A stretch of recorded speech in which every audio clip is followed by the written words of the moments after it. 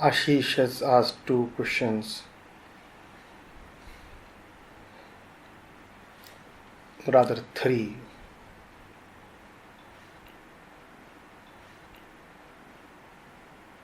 He's saying, I want to know the source of thought. I remember Raman Maharishi's words, I is the root of all thoughts, because in the end, every thought occurs to the I. So first try to get hold of who this I is, which will lead the inquirer, dissolve and merge in the source. Now Ashish says, whenever I inquire, I cannot dig deep. There is no intensity in the digging. How to get that intensity in the inquiry?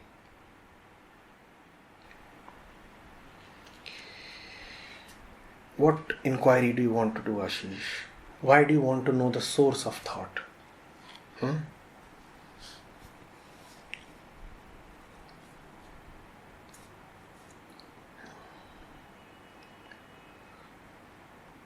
And why is an inquiry needed at all?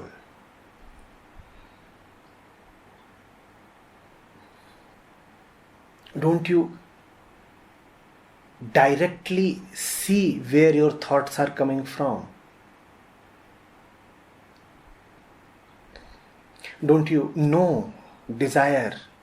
Don't you know anger? Don't you know jealousy? Don't you know competition? Where else are your thoughts coming from?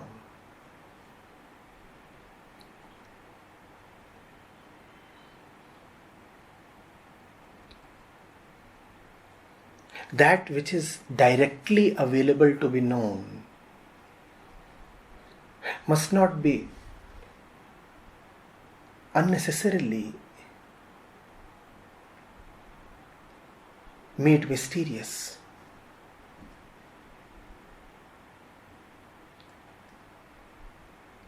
You are saying, when I inquire, I cannot dig deep. There is no intensity in the digging. You cannot dig deep because there is nothing to dig at.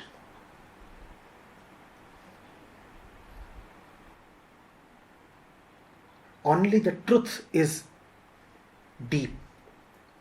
And you cannot dig your way down to the truth.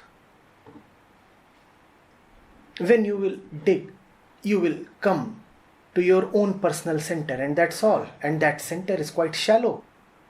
So how deep can you dig? Your digging will not take you to Atma or truth. Please, as long as the digger is there, as someone separate from the Atma, as long as there is someone doing the digging, how are you going to reach the Atma? The very act of digging will keep the digger intact. The very act of trying to know the source of thought will keep the striving one, the effortful one, intact. You want to know where your thoughts are coming from? Your thoughts are coming from the same point from where the desire to know the source of thoughts is coming. From where are my thoughts coming? Exactly from the same point from where this question is coming.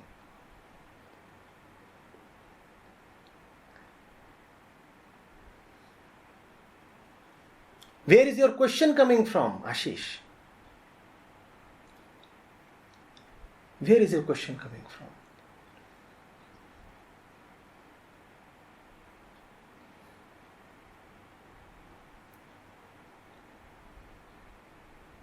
It's life that is giving rise to your question. It's the sum total of all the biological processes and the social influences that is giving rise to this question. It is the material present in your consciousness. It is the material absorbed by your consciousness that is giving rise to this question, this inquiry. I am asking all inquirers, what happens to your inquiry when you go asleep? Please. What happens to your inquiry the moment you fall asleep? Don't you see your inquiry is just a wave with a crest and trough rising and falling? You want to know what is thought. I am asking you to find what is this inquiry. This inquiry is nothing but thought. So here we have thought trying to know the origin of thought.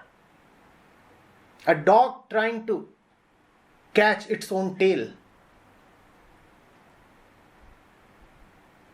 How aesthetic or successful can that be? A dog trying to catch its own tail.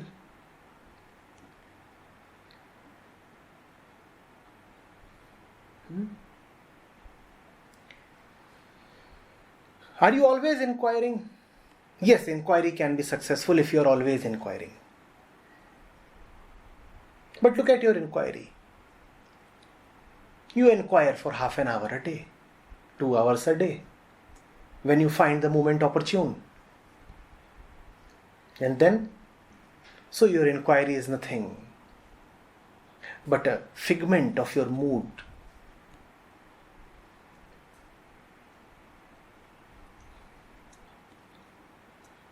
Your inquiry is subservient to something else. The situations are good. You say, I want to inquire right now. Would you inquire when there is a fire in the house?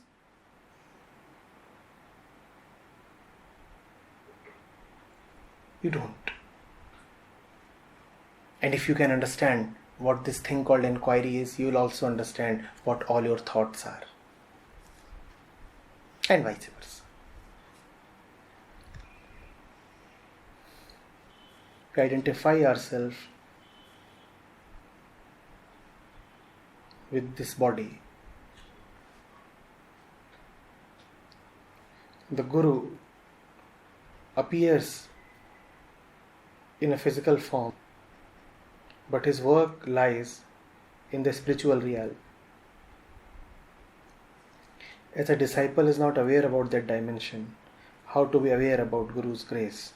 Why do you want to be aware of the Guru's grace? What will you do with that?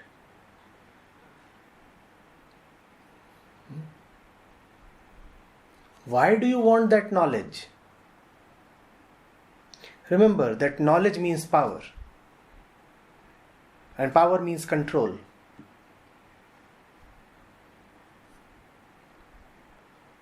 You're not asking how to be a recipient of the Guru's grace.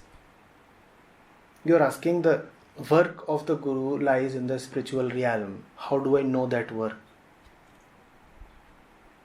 How do I know the dimension in which the Guru is operating? What will you do with that?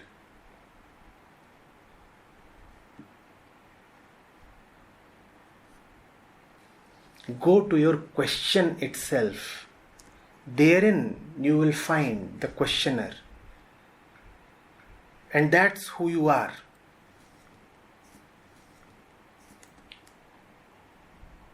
Rather, that's who you take yourself to be. It's very important what you take yourself to be.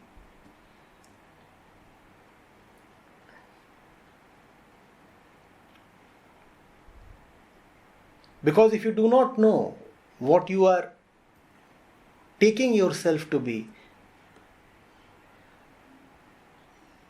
then you will never know the falseness of what you consider yourself.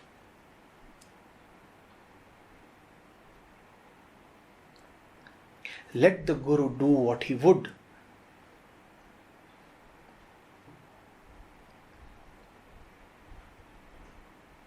There is no need for you to know. Your knowing would be an interference.